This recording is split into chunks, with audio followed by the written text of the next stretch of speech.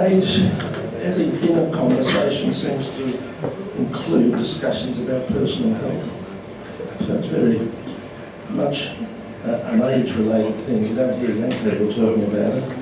But, so most of you know all the basics of historical health. But if I asked you if you knew what digital health meant, I doubt if many of you could explain it in any detail. So to find out all about it, we have Australia's guru of digital health, who's set up the first digital health facility in Queensland, and all the other things that were in the newsletter as his CV. So without further ado, please welcome Richard Royle.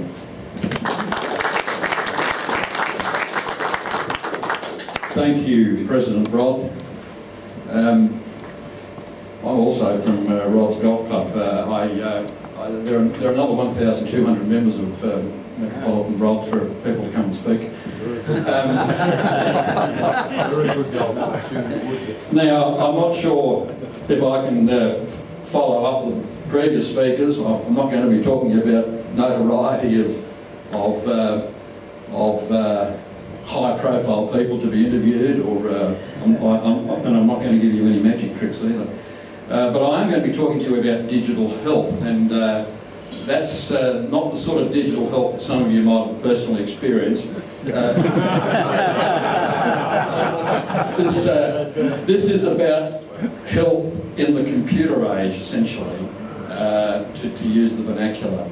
And before I start, I will try and cover a few areas. Now, first of all, if anybody has any questions as I go along, please put your hand up and we'll get a microphone to you, because I will touch on quite a few areas in the next 40 minutes or so. Yeah, we forget them. So that's right, and you might forget them, so that's fine. Just when it comes to you, put your hand up. We might forget them. Now, before I start, I spoke with, before my dear old dad died 5 years ago. He was born in 1919, and Dad was a rear tail gunner with the Royal Air Force during the Second War, based out of Reykjavik in Iceland. It was a fascinating story. Anyway, and like a lot of RAF boys, he came back from the war and joined Qantas, which he worked with for 40 years. And I asked Dad in his very latter years, what are the two things that he experienced that changed his life and what he thought would be the world? And he had an interesting response. He said, well, firstly, jet air travel, son, because jet air travel made the world smaller. And of course, when I was growing up, you couldn't go anywhere for long. It took you ages. And he said the second major change is communication. He said, now, you know, to put it in perspective, I sat in the back of a Whitley bomber using Morse code, and now, you know, he was just fascinated with these things, that you can communicate anywhere in the world by just touching one of these things. And I thought, yeah, that's exactly right. And today, I mean, when Steve Jobs implemented these, however many years ago, he said this will change the world. Well, it actually has. We all, well, a lot of us rely on them, and it becomes almost a drug, particularly for the young ones, but that's another point of conversation. But it has changed the world, and it is rapidly changing the world. And it is also changing the world in healthcare, which I will now sort of run through for you as best as I can. So let me start. These are a bit hard to see, but I'll just talk through these, don't worry about it. So I'm going back into how this has rapidly changed, and it has rapidly changed. And I was just chatting to a gentleman over here about the banking industry. Now, the banking industry was much more advanced in the digital space than the health industry. I mean, you think about it, you've been going to ATMs, which are now almost non-existent, and doing your banking transactions on your computer for a long time, since the 1970s. Healthcare, you know, why is it, which I'll answer shortly, why is it that you haven't been able to do a lot of stuff on via the digital space? And there are some reasons for it. But if we go back, the 80s and 90s, which is when personal computers really came in, they started to put in communication networks which did take more data. But essentially, it really didn't touch us much at all. It really started touching us pre-pandemic, in the 21st century, we had the early development of personal health records. I'll talk about it shortly, but I set up my health record for the federal government and nationally, and that has had a checkered history. It's about to get a turbocharge, which I'll talk about. But we are starting to get more information that we personally can use about our own health. There was the start of, I don't have it with me, but by a number of you will probably be wearing smartwatches. Well, smartwatches are increasingly mainstream and regarded by the medical profession now as increasingly mainstream. For your interest, a number of hospitals, primarily in Queensland and New South Wales, and I'll tell you why in a minute, a lot of the major tertiary hospitals, if you come in and you've had a heart attack and they diagnose you had a coronary, and they notice you're wearing a smartwatch, then they will ask if your loved one is with you, can we please access the information on the smartwatch, because it is that accurate. It'll actually give genuinely accurate information about what has led up to your heart attack. So don't think it's just a gimmick. It is actually now much more mainstream. Even I can't say that. There was, I'll talk about artificial intelligence in a minute, because that's probably the biggest area of development. Artificial intelligence and genomics are the two areas of enormous rapid development, some of which you personally would have already experienced, some of which you may not even have known that you'd experienced. Then I'll move into what it is now. Well, now, let me just have a look at this. It's now focused on health and lifestyle. So I ask you all to try and put your brains 20 years ahead, and you'll think, geez, am I going to be around in that time? However, this is actually developing now. So over here, the wearables, as I've said, have become mainstream, but it's more than that. It's now you have your watch or your phone, and it measures your steps, and it can measure your blood pressure, and it can measure your ECG, you name it. But as you'll hear in a minute about smarter, safer homes, all the smart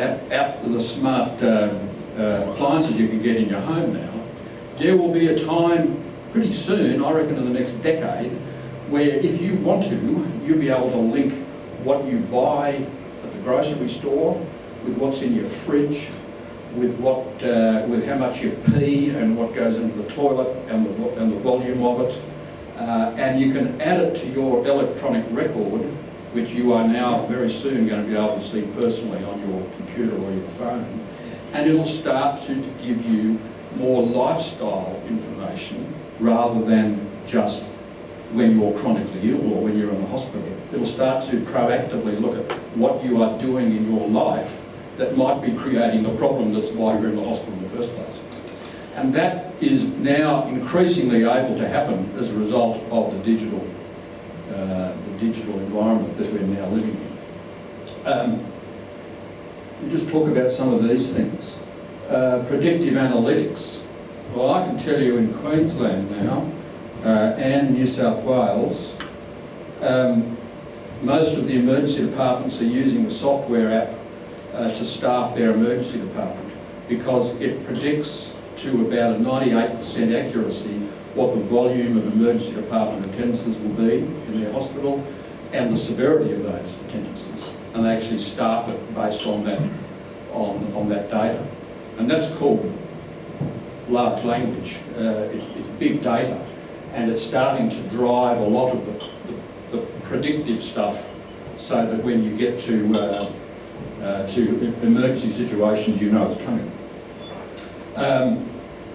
Robotics, you know, some of you might have had prostatectomy, some of you might have had it via a robot. For those of you who have, you know what you went through. But interestingly, the robots in medicine were actually designed by the American military, and they were designed by the American military for the Gulf War, so that they could operate on their veterans, on their armed forces in America, in Afghanistan, whilst they're seated in America. Now, as it actually turns out, that didn't actually happen because if they got into a complication, there was nobody in Afghanistan to actually open up the patient. However, the robots are increasingly being used in various clinical and non-clinical settings in healthcare. Let me just talk about deep brain stimulation. Some of you, if you don't personally, you will know of people with Parkinson's disease. And for those with Parkinson's disease, it's pretty hard to treat. But there is a procedure called deep brain stimulation, which I fortuitously was running the Epworth group of hospitals equivalent in Queensland, the United Church group. And fortuitously we had world leaders in deep brain stimulation, a professor of neurology and a professor of neurosurgery. And that's where you identify the individual brain by the scans, and then you anaesthetise the patient, you put probes right down into the top of the brain stem, and the technology identifies the brain stems, the brain cells that are causing this, and the electrodes sit there in the brain, activated through the battery pack which sits under your chest wall, and you can desensitise that brain cell, and that stops you from shaking, and you can actually live a pretty normal life by having that technology. Now, that's been around for a while, but what's quite extraordinary now is that the neurologist and the neurosurgeon can now adjust the power into your brain through the battery pack if they're in London and you're in Melbourne. So if you start to get worse, they can actually adjust it from the other side of the world. But that's happening today. So that's a good example of some of the digital engagements that are occurring clinically that are actually having a really positive impact on lifestyle. Genomics, genomic medicine and pharmacogenomics. Now, I'm guessing some of you here have experienced or are experiencing some form of cancer treatment. Certainly your loved ones might be. Pharmacogenomics is the application of genomic medicine in pharmacy, whereby, and the leaders in this country are the Garvan Institute in St Vincent's in Sydney and the Murdoch Research Institute of the Children's. They're the two leading genomics researchers in Australia. And we are now at the point where for a large number of cancer treatments, many of you would know if you've had this, that one of the challenges is getting the right drug that works for you personally, because often the drugs will vary depending on the individual. Pharmacogenomics now is such that you can have your DNA read, and the DNA will then identify which drug is personally going to work for you. It's called personalised medicine, and it is happening today. And increasingly, as I've said to some of my colleagues at the Golf Club who've gone through this, I've encouraged them strongly to ask for their DNA to be profiled and to get this done, because it is significantly improving outcomes for cancer patients. And it's not just cancer, it's for a number of treatments. So pharmacogenomics is a rapidly developing area. But if you think about it further, genomic medicine generally, and this becomes an interesting philosophical discussion, but increasingly you can have your DNA profiled, and they'll be able to give you somewhere between an 80 and 90% accuracy as to whether in the next 10 to 20 years you're going to have a particular diagnosis based on your DNA. Now, some people will want to know that, some people don't. But if you really think about it, for some diagnoses, you can actually change your lifestyle, if not to not get it, to at least increase the time before you have it. So, in my humble opinion, I think it's going to take about another 3 generations. I think we're going to get to the point where, like as a baby, or you have certain tests when you're born, you will have your DNA profiled, and it'll go onto your personal record, and they will start to treat you proactively, not reactively. Because at the moment, healthcare is a reactive industry. We react when you have a problem, you go to the doctor, you go to the hospital. If you think about it prospectively, yes sir, I've got a question here. Is there a microphone? Just down here.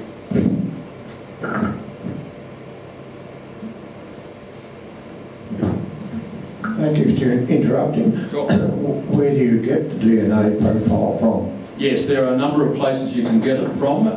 There are various research institutes you can ask. The best place, I don't know personally where they all are, but I have dealt directly with the Garvan out of Sydney, and you can inquire at the Garvan and they will direct you to where you can actually get your DNA profile. At the moment it costs, but I can tell you the costs are coming down and it will become much more commonplace. What else can I say? Yes, now, any of you, every one of you will know that if you ask your health professionals what's the biggest problem about digital in healthcare, they will tell you, and they're right, that the problem is that the various systems don't talk to one another. Okay, the pathology doesn't talk to the radiology, which doesn't talk to the GP, which doesn't talk to the hospital, and so it goes on. That's called interoperability, or lack of it. Now, some industries like banking got it right up front because they actually agreed as an industry as to how they would communicate and communicate consistently with the same underlying software. That has not been the case in healthcare. It's been driven by private investment, private software developers who have held onto their software tightly and don't want anybody else to access into it. Now, that is now about to change, which I'll talk about in a minute, but very soon all the software is going to be interoperable in healthcare, which means that the GP will be easily able to see the pathology result and the imaging result, that the specialist will be able to tap into the other software systems that have held your information. Interestingly, in the United States, that's been going on now for nearly a decade, in fact a bit over a decade. Barack Obama's chief medical advisor, 2009 I think it was, they did something very clever which we can't do in this country thanks to the federated model we have. But in America, they actually did the chief medical advisor for Obama when he was president called in the big health software providers and said to them, unless you have an overlay of an interoperable software piece, which was available 10 years ago, you will not get any federal health funding for the digital space. So you must comply, and they gave them 18 months, and all of a sudden, sure enough, it became interoperable. It is about to happen here, and in fact, the federal government is drafting legislation at the moment, which is going to take a while, but it'll certainly be in the next 2 years, whereby you will all be able to access your own health information by legislation on your phone or your laptop if your hospital and your health professional you're seeing is on a digital platform. And I say that because, as I've been hinting before, and to pick up your earlier comment, Alan, about politics, I'll try not to get into politics, but the reality is Victoria is way behind, certainly New South Wales and Queensland, and to a lesser extent South Australia, way behind in the digital space. And the reason they're way behind it is because, unfortunately, in healthcare, it's in taking an increasing amount of the GDP of every government's spend. As that happens, everything becomes more and more political. Health is now an incredibly political aspect of government. And as things go into politics, so it comes out of what should happen, and it'll happen more for political reasons than it will for practical reasons. So unfortunately in Victoria, we had a health minister in 2004, 2005, who oversaw the drastically awful attempted implementation of electronic records in the state, and he nearly lost his seat. And that politician was Dan Andrews. as a result of that, he has been very, very reticent. In fact, he hasn't funded any major digital investment in the public hospital system. Whereas in New South Wales and Queensland, they've done the opposite. And they are, in fact, very advanced in their digital applications. The other point I'd make is that the digital revolution will increasingly happen because one of the challenges historically is that the people who were asked to use it haven't grown up with it. And so it's like it's hard for us. So it was hard for doctors and nurses who hadn't actually used it. Well, now 50% of the population are born from 1980 onwards. So they've grown up with all this technology and now they're used to it and they want it and they're actually demanding it.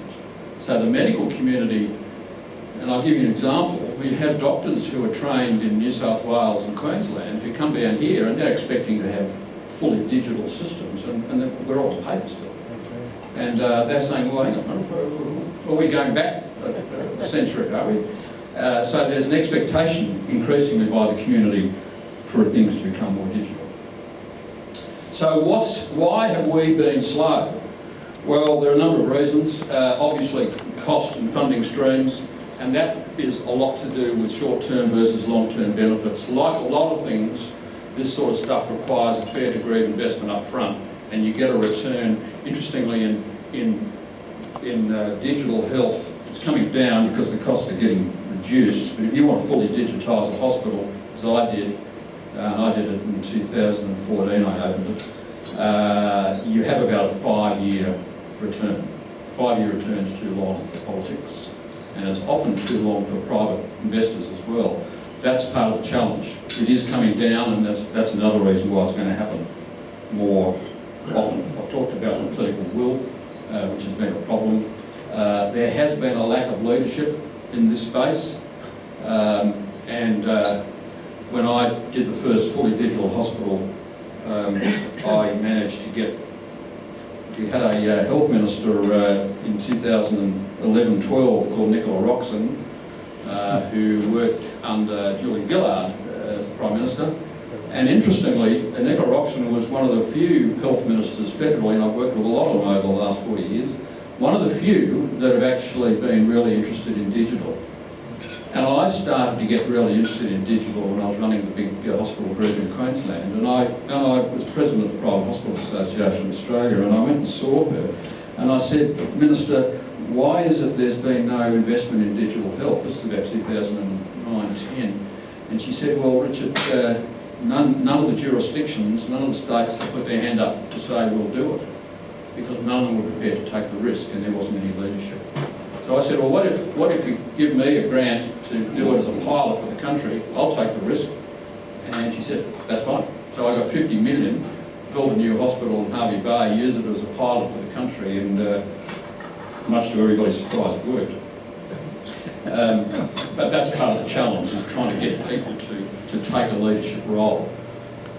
And the other issue is interoperability, which I've just talked about. Now, I just briefly mentioned I have I'm in the fortunate position of, at my tender age of mid-60s, I still chair the CSIRO's eHealth Research Centre, which is the national body that looks into where digital is going in the health space and implements quite a bit of it in conjunction with operators and with states. And I've chaired that since 2016. It gives me a really interesting insight into what's coming down the railroad tracks at us.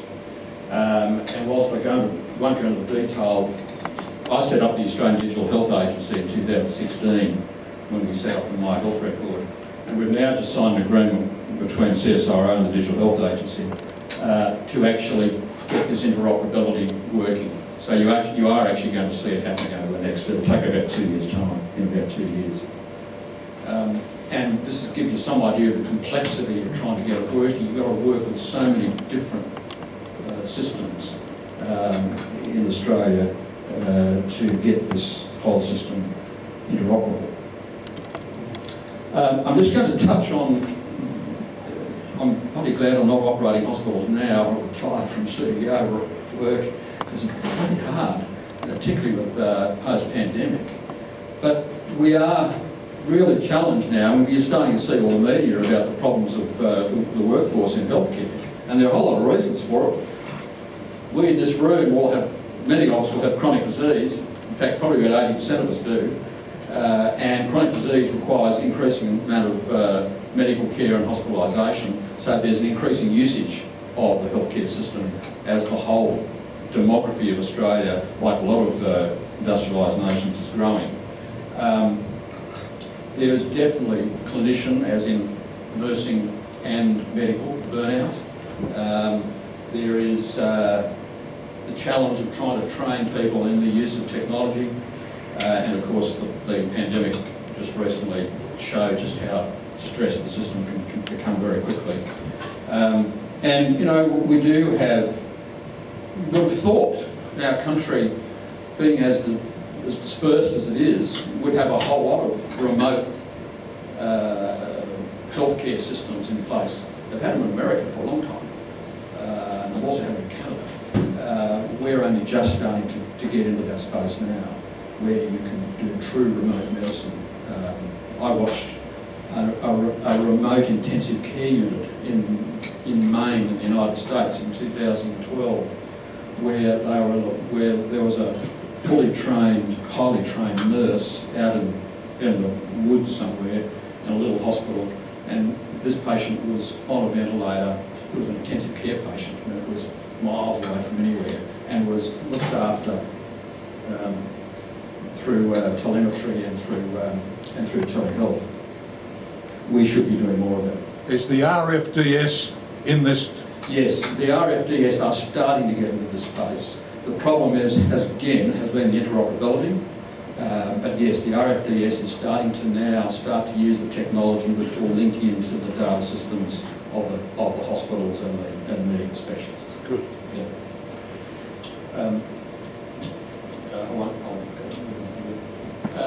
This is a statement by a fellow who is one of the most respected clinicians in the world at the moment, a fellow called Eric Topol. He's actually a cardiologist, trained at Harvard.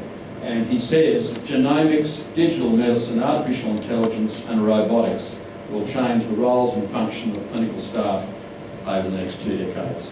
And that's absolutely right. Those are the theories that are going to change rapidly. So let me just talk about artificial intelligence. Well, we all experience it in various ways. They've had it in, essentially, in things like the social media platforms for ages. You know, how is it that you suddenly get a Facebook post on something that you weren't interested in because it had been mentioned on a few posts that you'd looked at before? That's essentially big data that's pulling data together and personalising it for you. Some of you might have tried ChatGPT. It's had a fair bit of press of late. That's called a large language model, and it's essentially pulling data together and identifying what the trends are from that data, which can then predict for you what an answer would be. And it's actually frightening. It's frightening in healthcare at the moment because you can actually ask ChatGPT, give me a prognosis on my disease and what my future looks like, and it'll come up on the big screen. But of course, the reality is at the moment, it's not accurate. Big cross. That's right, big cross. But earlier this year, I chaired a few sessions in Sydney at a very large, what's called medical informatics conference. We had 3,000 people from around the world from 29 countries. And we had two fascinating presentations. One of them was from the, believe it or not, Professor of Artificial Intelligence at Harvard. The other one was from what is essentially Dr. Google, the director of Google Health, the chief medical officer for Google Health, who's a fascinating lady in her late 40s from Colombia. Now the AI professor said, ladies and gentlemen, and think about this, folks, think about what mobile phones were like in about 1990, 1991, and think of the period of time it's taken to get to where we are now with our mobile phones. It's taken quite a while. That's not going to be the case with AI. AI today is like mobile phones were in 1991. AI in about another 3 years will be rapidly implemented in so many different areas. And my personal view, which is also the view of a lot of very senior health people, is that governments will have to legislate. They will have to legislate as to what AI should and should not be involved with, because it can get pretty frightening. AI is now actually writing its own software.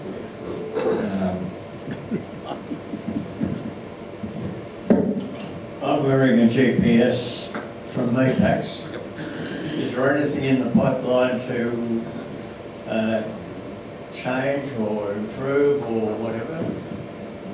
Yes, there is, and I'll come to that in just a couple of minutes.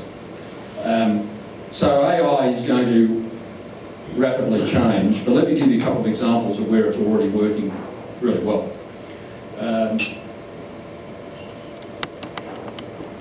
One is in predicting in-hospital patient deterioration. Now, I won't go into the details here, but in a nutshell, if the hospital is fully digital, and in this state there are only 3 hospitals that are fully digital, or close to fully digital, not completely, but close to it. That's the Alfred, Royal Children's, and increasingly Royal Melbourne, and Western Footscray. They're the 3. In Queensland, it's about 80% of the hospitals. In New South Wales, it's about 70% of the hospitals. So if you're in a fully digital hospital and you come into emergency, they will pick up your electronic record off the system. They will then overlay an artificial intelligence model, which will then, you'll be linked to vital signs monitors, and it will then predict whether you are going to start to get complications or deteriorate before you deteriorate, with about a 98% accuracy on that. So they can actually start to predict now when you're going to start going downhill, based on this artificial intelligence, which is large language, large data. And that's actually really helpful, because at the moment they wait till your vital signs start to dip, and then they go into action. Let me give you another example. Now, some of you might be blown away by this. I certainly was when I first heard about it.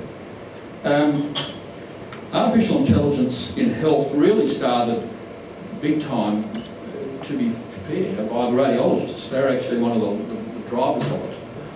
And they've had AI overlays in breast screening for some time. So how that works is, excuse me, if the lady has the mammogram, the pictures come up for the radiologist to read. The AI is overlaid over the picture, and it tells the radiologist, and it identifies it on the screen, have a look at that particular little area of the breast. That's where you might have a problem. And what's been shown from research, and radiologists recognise this, is that that's actually, in some instances, the radiologist missed that tiny little speck of the growth happening.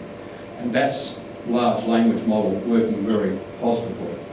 Now, it's progressed from there to this. So here's a chest X-ray. And the chest X-ray is overlaid with the machine learning, the large language, the AI, is whatever you want to call it.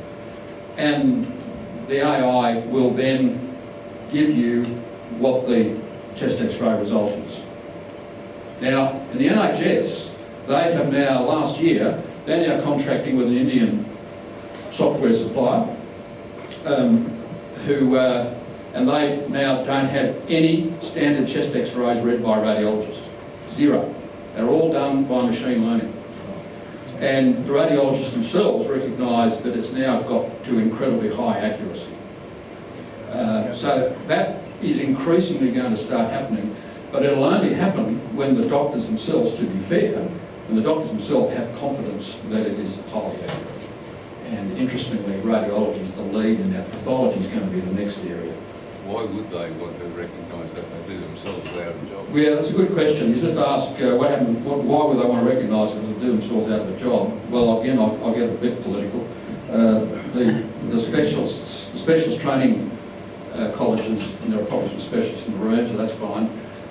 They limit their training numbers, and I can understand why. But increasingly, radiologists are actually having trouble staffing now, and they don't like this boring stuff. They actually like all the new technology, the PET scans and the MRs and the complex CTs. That's where it takes their time. This is boring as a proverbial, so they're quite happy with that. When it gets into the more technical stuff, that's where it's going to become interesting. This is my hospital up at Harvey Bay that I opened in 2014, and I'll just give you a little sense of this. I built this from greenfield, from scratch, and it's the most fully digital in the country. It still is. It was opened nearly 10 years ago. And what I mean by fully digital is that it's got what's called closed loop medication. So what we did is we single dose blister packed every drug for the hospital and barcoded it. I don't know why this is doing that. And barcoded it to each patient. So you come into the hospital and you have a barcode on your wrist, and everything is scanned to your ID badge, barcode, including the drugs. And so when a doctor wants to do anything, he or she uses an iPad or a laptop or an iPhone, and they can look at your full medical record. They can look out at the other side of the world if they want to. They can change the drug orders. They can change the standing orders remotely. This is at Harvey Bay.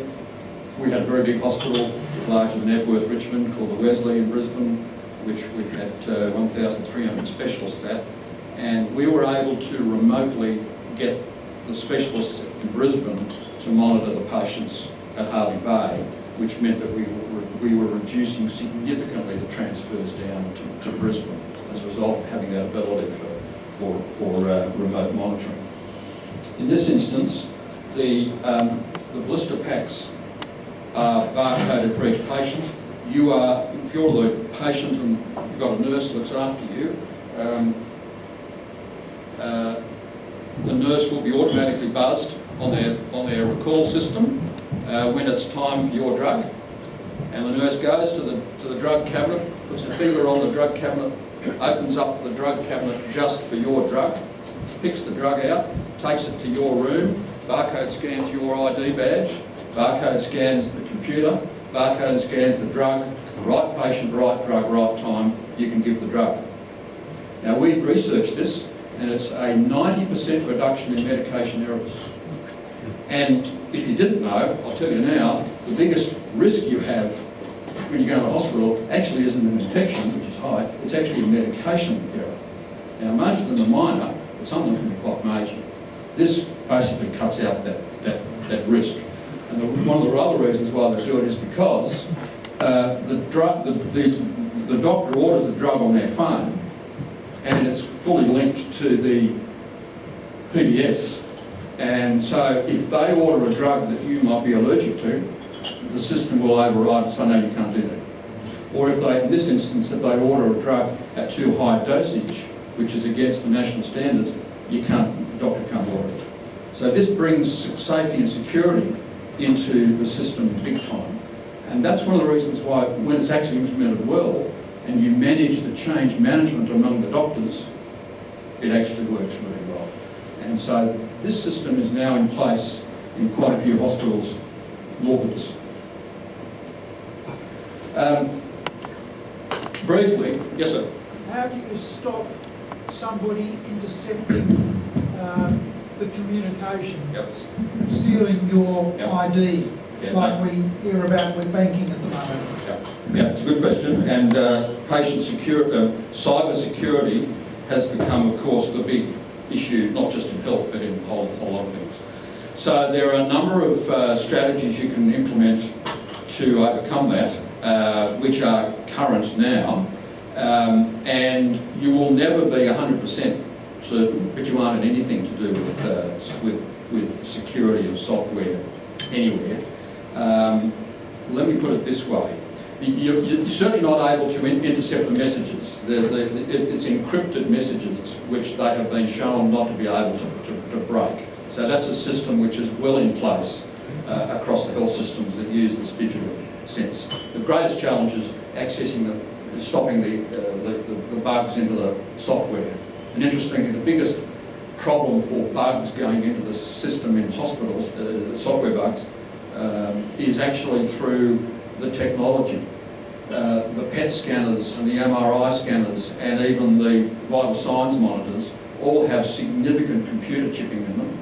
And in America, they actually had a ransomware attack in Los Angeles where they actually got in and they started to change the vital signs monitors for a patient remotely. Now, it's moved a long way since then. And yes, there will always be nervousness about it. There was when I set up the My Health Record too, 10 years ago. But the reality is that for 99.9% of the time, it's actually better to have this than not have it at all. Let me just touch on the learnings, because I think this is interesting for us generally about healthcare in this country. When I did the review, I did it with the President of the AMA federally, and we went around to all the states, and some of you might remember we used to be called the Personally Controlled Electronic Health Record. It was started by the Labor government, and it wasn't working. And so we talked to a lot of people, including a lot of lobby groups. And let me tell you this, the people who are the most interested are those with a chronic disease. Everybody with a chronic disease wants to try and get better or feel better. So they don't care who looks at their information, they just want to get better. And they are really interested to look at their own personal health information in the main. The federal model of government in Australia is appalling when it comes to healthcare, because every state can do whatever they like, except for some federal overlays, which are very few, like pharmacy, for example. And the pandemic was a perfect example of that. Each state did something quite different. There are so many vested and competing interests in healthcare. I know it is nearly in every industry, but oh God, it's bad in healthcare. I've talked about interoperability. The future of digital health lies in consumers gaining accurate personal information that is easily obtainable. In the main, you want to know how's your health, and increasingly people are asking for their path results and their imaging results, and they can compare it with their previous ones if you've got it digital. And finally, and probably most importantly, medical practitioners require careful change management using peers. When I did this first fully digital hospital, I had the doctors saying, "Oh, you've got to be kidding, I'm not going to rely on a computer to help me run my practice." And I managed to find half a dozen very senior doctors, professors in their field, who worked at some of my hospitals in Brisbane. They became disciples of the change and got their fellow peers, they convinced them it was a good idea. And that's how we managed to change it. So change management's really important. Excuse me. Yes. My quite young, very enthusiastic GP told me that it's a real problem putting information into the system because of the time it takes. And associated with that, what is actually stopping anything to do with my health currently being input into my health and being seen wherever I am, in Australia, around the world? Well, whatever's in your My Health Record you can see anywhere in the world. That's the first point. Second point is what's stopping it is money, essentially. The pathologists and radiologists, most of the pathology and radiology companies are in on it now and uploading, but many aren't. The GPs are the ones who are quite reticent to upload. So the Digital Health Agency is now making it significantly easier to press a button and upload information. But many GPs and the college and the AMA has actually been saying, if we do that, we want some extra money. And that's part of the challenge.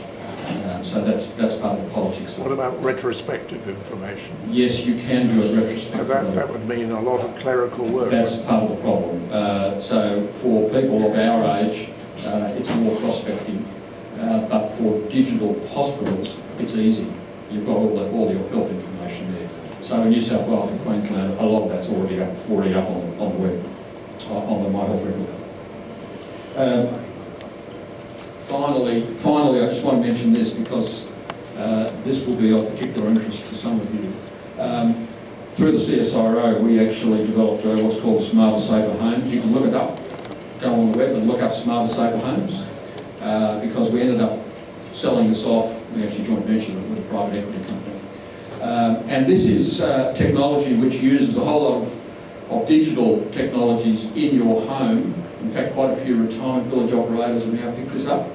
And it uses smart appliances, cameras to actually monitor whether your gait is changing and whether you're going to fall over, smart mirrors to actually measure your irises and whether you've got change in your eyes, which will become more proactive, and smart beds to actually measure how you're sleeping at night, and they are centrally monitored by a well-trained person in a central location. And that's where the future is going to be. It's already here. Just a joke. And increasingly, as the technology is becoming more available, smart appliances, you're going to see this Smarter Safer Homes technology rolled out big time. Yes, sir. Okay. How electronically stable or robust is this whole system? I mean, if something goes wrong, it doesn't matter how good it is. I'm sure you put a fair bit of work into that. Yes, we have, and it's natural that people will be reticent about whether it's stable or whether it's able to be invaded from cyber security. I get all that. The reality is that the research and the evidence, because this sort of stuff was trialled big time before it went to the market, including with the professional colleges and the various professional bodies. So, it's a bit like how do you know whether when you're doing your banking is safe? It's the same here. The answer is it's been researched and demonstrated through various pilots that it actually is, and that's why it's been picked up. This product actually is being sold overseas now too. Yes, it is. It is available here. You need a consultant to come in? No. You go home and look up Smarter Safer Homes, and you'll see which providers are actually already using it and where you can actually purchase it from. Any other questions? Given that obviously with your medical records, you really got to do a lot of work in the security of the system. How soon do you think we will be before we can vote from home? Or on Vote from home, yes. Or on our iPhone, because I can't understand why we can't. Yes, that's a good question, and I think there might be a bit of politics involved with that, to be honest. So I'm not going to give you a political answer. The digital answer is you can do it pretty soon.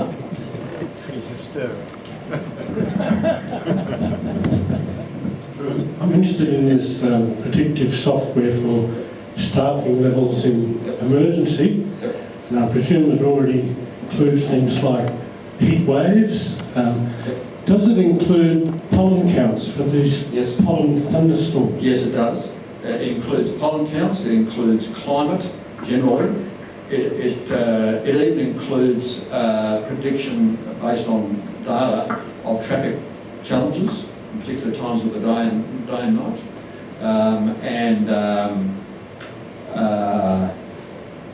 And it also is now starting to link with the ambulance service.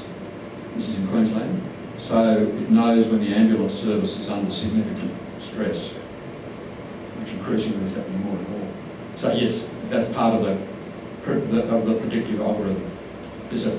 With the blister packs, will there be a lot more wastage if there's 12 tablets in that blister pack and they only use 2? If it's got a barcode on it, it won't be able to use for anybody else. Yes, that's true, although this is in hospital. Again, it comes back to the artificial intelligence. The AI will predict what your length of stay is, and so the data will then tell the pharmacy how many pills it should be producing for how many days, and it's easy to run some more. It actually is, it's a pretty sexy system, if I don't mind saying so myself. It's not just pharmacy. Now, all of you know whether you've got an allergy or not, particularly a food allergy. So the pre-admission system at this hospital, which is now in a number of other hospitals, the pre-admission system, well, of course, you'll be asked, you got any food allergies? Yes, I'm allergic to butter and this, blah, blah. So when you get into the hospital, you arrive into your bed, and of course you order your food on your personal computer, which sits over your bed, and with a touch screen menu, the menu will automatically take off any of the items that you're allergic to. Another predictive stuff. And really, that's all fairly routine now. What I found really interesting is that because of the data, now the data picks out every bit of data on your monitoring that you have on your body. It goes into your electronic record. We were able to run data models. So we identified patients. Let's take a good example, a standard hernia repair. We took a standard hernia repair and we identified patients who had pre-existing conditions. We put that in the model. And we looked at how much time did each of the surgeons have the patient on the table for, what were the vital signs when they came back to the recovery, what were the vital signs like when they went back to the ward, how long did they spend in recovery, and how long did they stay in hospital. And we did that by surgeon and by anaesthetist. They knew we were doing it. We de-identified it. And we found one surgeon and anaesthetist combination who were outliers.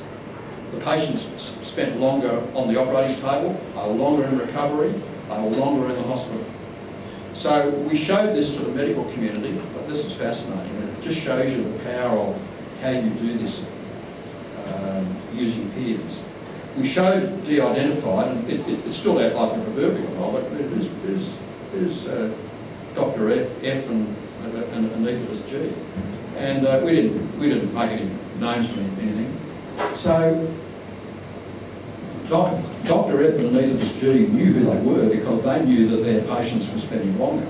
And they actually came to us and said, can you please tell us who was surgeon A and anaesthetist A are, because we want to talk to them about what they're doing that's different to what we're doing. And it turns out they were using a more archaic anaesthetic drug, and they were prepping the patient in an incorrect way. And we actually changed clinical practice as a result of the data we were able to show, which was recognised by the doctors. You can only do that in a truly digital sense, because believe me, having been a senior hospital CEO, when you do that under the paper world, what happens? The doctor says, oh no, those patients are different.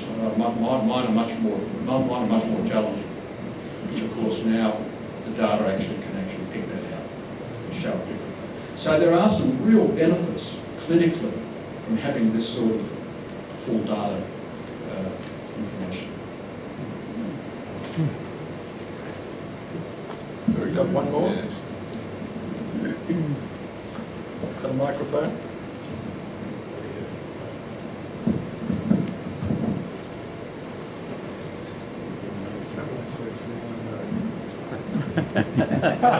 Sorry to mean to hold everybody up. With the AI and the barcode, will that stop us from having to say your name and date of birth every 5 minutes? Yes, correct. And interestingly, not only does it stop that, when you ask chronic disease sufferers, as I did around the country, what most bug them, they would always say, how many times do I have to relay the same information to different people? I'm sick of it. Why can't I just press the button and there it is? Which was one of the drivers of the My Health record, was to stop that. Let alone when you're travelling and you can access your most recent medications and your most recent pathoimaging results. But yes, that is one of the things that significantly improves the ability for the consumer. You're going to ask Dawn's GPS question. He's got a GPS one. Oh yes, sorry. So yes, now this is interesting. The remote monitoring, or the monitoring that you have on GPS systems that know where you are, and it will measure some of them have the emergency buttons. Others are clever and they actually pick your vital signs out as well. So you can actually wear it and it'll show you where you are. Okay. So the trick with these is being able to have them remotely monitored all the time. So there's a cost to that. There's a fairly high cost. And that's part of the challenge at the moment, is to work out a system whereby you can actually, because one of the future healthcare specialty areas is going to be remote monitoring. Specialist nurses particularly who will be able to monitor particular types of conditions. In these GPS systems, obviously they know where you are. The wearables will show you what you've got a problem. But you've got to have somebody who's actually looking at it, and not just assuming that you're going to press a button. Which I tell them, wherever I go, I tell them, if I take a 6-7, just pull that out and push the button. Yes, yeah, quite. Well, by rights, with a wearable, you won't even have to push the button. It'll automatically alert if there are people who are monitoring. Couldn't you do that automatically though? You could. You could, but you've still got to have some of action. Now, interestingly, there is logic here. It's a bit like the scaled hospital operators and the scaled aged care operators will be the ones, I think, who will put these systems in quicker. Because yes, there's a cost, but they can actually they can absorb some of the monitoring costs much more readily than a small operator can. The cost that you were talking about, is offset by the government if you're unable to afford. Yes, but see, this is part of the challenge of getting the government. If you're over 100. If you're over 100. As well. She's doing very well. And they don't want to talk to him anyway. Okay, I think that... Yeah, well done. Yeah, very good.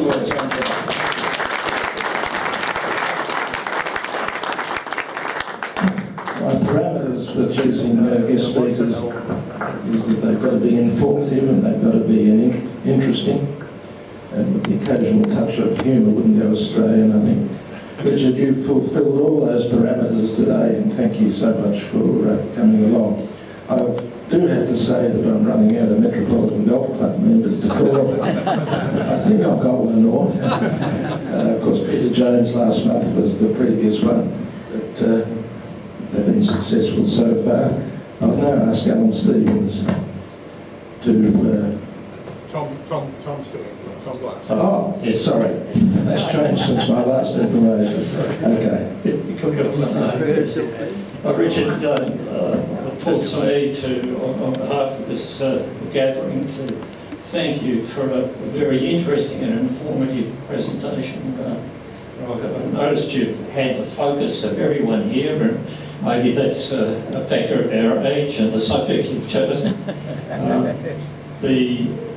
When I think of digital health, I go back to the basis of it all, the computer chip. But then it goes another step further to who writes the software, all those people who contribute to that, medical experts and everyone. But what you've really brought out today is the need to dovetail all of that together, and the progress we're making in getting to a point where the speed at which we can be diagnosed and treated is paramount, and it's really happening in front of our eyes. And these smart watches, the gift of a daughter, I'm amazed at what it records right down to sleep patterns. And records accurately too. Indeed. So thank you very much. And, Also, that's a token of oh, thank you. our Well done. appreciation. Well done. Thank you very much.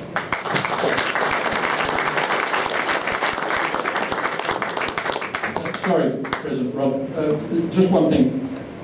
You might get me back in about another 12 months' time. I'm doing something, I'm just starting something now, which I think we're all going to be very interested in. I certainly am. I'm just starting to chair a scientific committee at the Florey Institute, which is the Uni of Melbourne Neurosciences Research Institute, that, as it turns out, I didn't even know this, they have a world-leading Alzheimer's research unit, and I'm about to chair that committee. And the leading researcher is actually up for a Nobel Prize. And when I'm reading some of the stuff they're doing on Alzheimer's, I'm finding this absolutely fascinating. So it might be of interest to your members in a year or so's time.